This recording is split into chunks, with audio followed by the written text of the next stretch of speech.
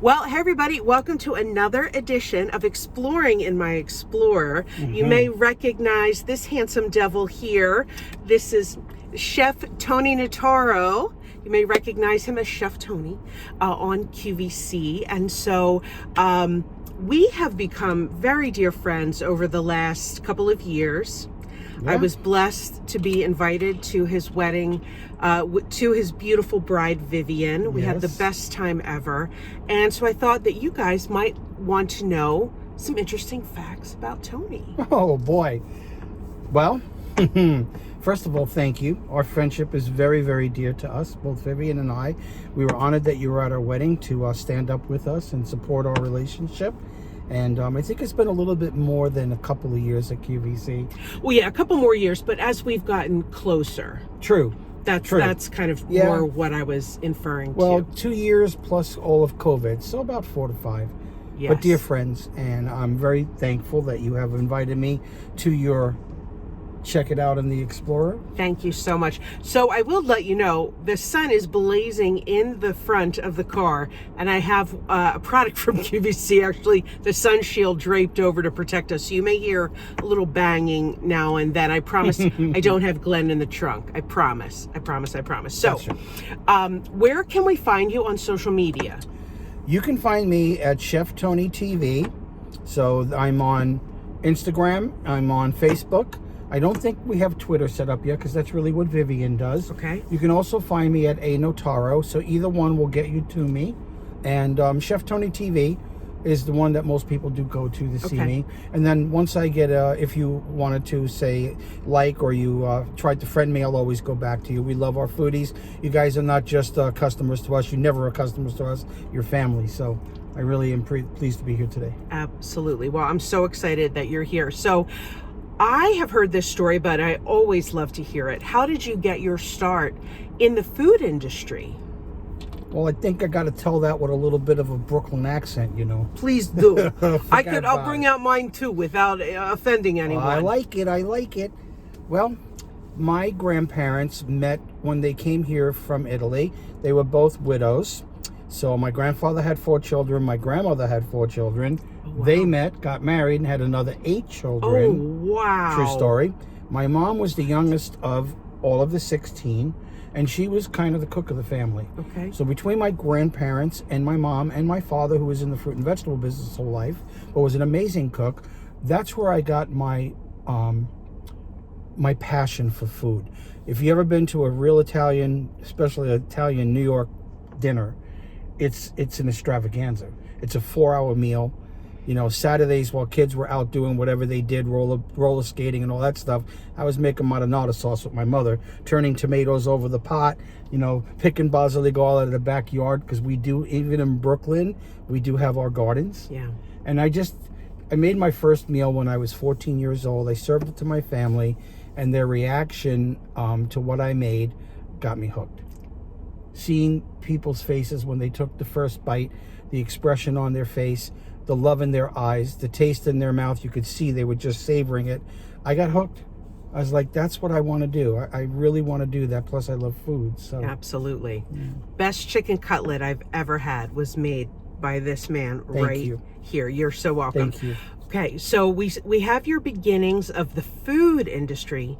How did you get started in your food/TV career? Well, a friend of mine had said to me, Tony, you know, you'd probably do pretty good on TV. You got some good products. I'll introduce you to a friend of mine. And he sent me out to this gentleman in Long Island. And he was in the music industry. So it was kind of a strange meeting. Okay. I'm with this music, you know, guru. And we sat down and I showed him a couple items. He said, yeah, we'll shoot a couple of short form spots. So that was in 1982. So 1982, I began my career. You've never seen this face, but you have seen these hands. So most of the work I did back then through 95 was short form. Okay. And Richard was the one that really gave me my start. We did the Mooly Slicer, the Rolling Ruler, the Curtain Magic, Canopy Magic. I can go on and on with all the different commercials we did. And then I got my break in 95 where the big thing for me when I'd go and audition and they go, oh, you're too New York. You sound too New York. You're too New York. I said, well, you keep spelling my name, to New York, Tony. That's who I am. You don't like who I am? I don't really care. So they told me I would never make it on television. I auditioned, and I got my first break with the Brown and Crisp microwave bags in 1995. We actually saw my face, and I just fell in love with the aspect of being able to reach millions of people. And it wasn't about the sales. It was about being able to convey a passion that food to me is the international language that everybody speaks. Doesn't matter what race, color, whatever you believe or don't believe. When you put food in front of somebody, you have a relationship at that point. You know, we call it koinonia. It's the common union, the breaking of that bread. So to me, that was always about, I had to have the best products. I had to do my own recipes, my own sales. I don't like to use the word pitch, but you know, my spiel. I created all of those myself because I'm not an actor. I don't know how to act, but I know how to be me. So that's kind of the start. Well, you do it very well. Thank you. And I have to tell you, do. Thank you. A little aside, when my husband and I were in Mexico, I was changing the channels and Tony was there in an infomercial, dubbed in Spanish. And I was like, oh, I feel like I'm at home. You were right there. I've been blessed to be put into 70 different countries around the globe. They've dubbed my voice. In Spanish, though, I can speak a little bit, un poquito. Tu sabe un poquito and hablo un poquito. So it was kind of fun going down to Mexico, and yeah, it's an interesting career. That's amazing. That's amazing. Okay, so now I mentioned your chicken cutlet. Mwah. What is your favorite dish to make? I know that's probably hard, but what is... or maybe your top 3 dishes to make. Okay. I think I can stick to one because there's a story behind it. So I love, people call it manicotti. In Italians, we call it manigotte. I love manigottes. My mom and my family would make them fresh for every single holiday. Including the pasta?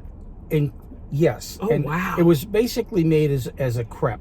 Okay. So it was flour, egg, and water. You mix it together, pinch of salt. And my mom would take a demi-tasse cup that you would use for espresso, and she'd plop it in the pan, and then whenever it spread it out, she'd flip it over. But they were thick. And but still, one of my favorite things, always brought back great memories of holidays. So I made my own version of the manigotte, where I make a very thin crepe, French style.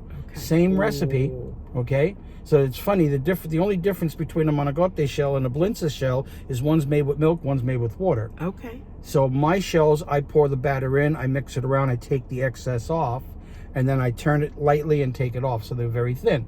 So manigotte would probably be my number one go-to that everybody raves about. The story behind that, I had my cousins come over for an Easter holiday. I made these manigottes. My elder cousin, Margaret, she tasted and said, oh my gosh, these are better than your mother's. And I said, well, you better keep that at this table. Okay? Great high compliment, thank you. Well, don't you know that she went and told that to my mother? Don't you know my mother didn't speak to me for 6 months? My mother's like, how can your manigottes be better than me? I'm the teacher. I taught you everything you know. You can't make a better manigotte than me. I don't want to hear it. Well, she came over for Christmas, and she tasted my manigotte. Oh, no. And she said, can I have the recipe? So that's my favorite food because there's so much great memories to it. My mom was my number one teacher, really, in food. My grandparents, too. And that's what gave me the spark. I told them I wanted to go to CIA up in Poughkeepsie, New York, one of the top schools in the world, Culinary Institute of America, if you don't know what CIA is. And they said, sure, how much is it going to cost? They said, about $50,000. They said, excuse me? $50,000? Are you crazy? What are they going to teach you I can't teach you? $50,000 back in 1971 was a lot of money. Those were houses back then. I just talked to somebody today who told me that he taught, his first year was 1971, and he only made $6,400 for the year for teaching. Yeah. So that, I can see how that would be considered a lot. Absolutely. I interrupted you. I'm very sorry.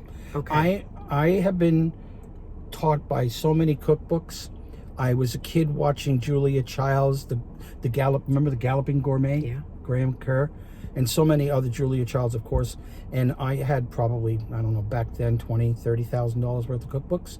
And I would experiment. And sometimes it was that didn't work. And sometimes it was, oh, the magic. And I'm still that way today. I'm still a student of the culinary arts. So I think that's important. And so what is your favorite dish to eat? And I know that's hard too, because we're both foodies. Like, we talk about food a lot, you know. I love my Italian background. It's mostly Southern Italian because all my family's from Sicily. So if I had to pick an Italian dish, I would have to say it's my chicken cutlets, which you tasted. I mean, that was a staple in our home. It sounds crazy because we can pick a lot of different things, chicken piccata and chicken francese and veal parmigiana and all these other things. But a good old chicken cutlet with a beautiful slice of ham and some Swiss cheese, turn it into a cordon bleu with a beautiful sauce over the top. I'm a happy camper. So that's one. Okay. Now, as you know, because we're actually doing something here tonight, I was blessed to have some really good instructors in my life. People I call my second dads because I studied martial arts for over 25 years. So I am an Asian food fanatic, and I love authentic Asian food. I'm not too much into the Americanized versions of that, kind of like the Americanized versions of Italian. But that's probably going to be, I have to say, Southern Cantonese cuisine is probably one of the top of my list, along with Southern Italian. Okay. Which you're going to taste tonight. I cannot wait. I cannot wait. Okay. Couple more questions. What's your favorite kitchen tool? And it doesn't have to be a QVC product. It doesn't have to be. You know what I'm going to say. Knives. Not just knives. I'm very proud of Miracle Blades. Miracle Blades, when we shot that commercial, it was shot at the end of 2020. And it started airing in 2021. That TV commercial aired 49,000 times. Wow. Just in the US market. No retail marketing, nothing, just on TV. And I was blessed to have 4 mega hits in a row. I had Mighty Pro Grill, Miracle Blade, Smartware Cookware, Ultimate Chopper. And then before that was the Brown and Crisp microwave bags and Kitchen Wizard. But people are still talking about Miracle Blade to today. I get questions from all around the world. People show me pictures of their blades that are 20 years old that still work to today. So I'm very proud of that project. I was involved in the designing of the handles, the working of the blades, the edges itself, and of course the demonstration. That's 25 years of live demo at home shows, state fairs, cooking shows, and all the things that I did. That's amazing. Miracle Blade, number 1. Miracle Blade. So do you have any tips for people that want to make to be better cooks, to experiment? What what tip would you offer? I've taught this all to my kids. Chicken's chicken. You get a piece of chicken, you're going to blanch it, boil it, steam it, bake it, fry it, sear it, roast it, grill it. Grill it. It's what you put with it. I always tell people, go and buy spices, even if you're not sure what it is. Buy spices and start tasting it. Bloom it a little bit in your hand if it's a dried spice to release its natural smells and flavors, and then taste it. And then if you like that. Your tongue and taste buds are the best teachers you'll ever have in your life. That's how I learned how to cook. So I always tell people, stock up with sauces, stock up with spices, experiment, put things together in a plate, mix it together, or even a tablespoon. Taste it and see what it is. You'll come up with your own rubs, your own toppings. I mean, it's really, that's the key to any good cooking, is what you have in a spice cabinet and sauces. That's and you, of course, you have to be able to saute and do those kind of techniques. But practice makes perfect. I love it. Practice makes perfect. So remind us one more time where we can find you on social. Sure. Chef Tony TV. There's 2 of them. It's Chef Tony TV or Chef Tony for QVC. Okay. So I'm on both of those platforms. Okay. And then from there, you'll get to my personal page. You'll see Vivian. We'll accept you. Hit the like buttons. Send your thoughts and recipes. That's one of the highlights. Just want to share this one quick thing. Please. I love hearing people's stories. I had a lady tell me about her lasagna that was made with a white sauce, and it wasn't a bechamel sauce. It was very unique in how she did this. Okay? And to know that history came from her great-grandparents when they immigrated from northern Italy, because in north it's more of the white sauces, in south it's more of the red sauces. Right. So there's something to learn every single day when you're out there. More importantly, put the phones down. get to the table. We're going to do it tonight. Break bread and enjoy each other's company. So Absolutely. yeah. Absolutely. Well, I adore you. Thank you all for tuning in to Exploring in My Explorer. Don't forget to like this video and subscribe to my YouTube channel so you can see what else is coming. Yay. We'll see you next time. Ciao, ciao. Bye.